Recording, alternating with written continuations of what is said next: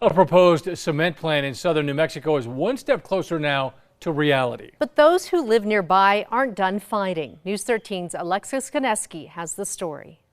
It just doesn't pass the common sense check to begin with to have a heavy industrial facility in the middle of a residential area surrounded by 12 neighborhoods. Nearly 2 years later, neighbors continue to fight off a proposed concrete batch plant near Alto.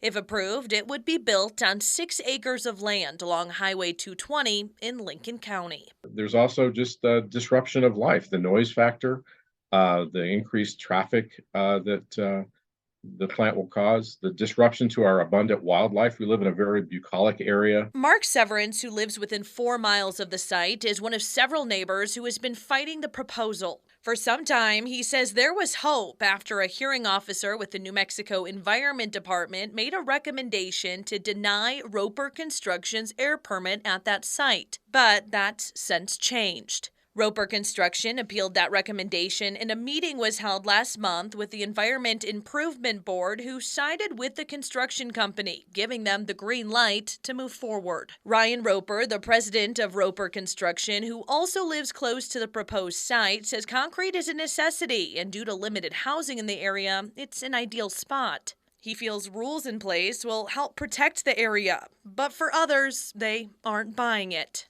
There are people that have been told by their doctors because of their proximity to the plant that, yes, they should move. Now a coalition of neighborhoods say they'll be appealing that decision. They also have 2 complaints in the 12th District Court that are set to be discussed in early May.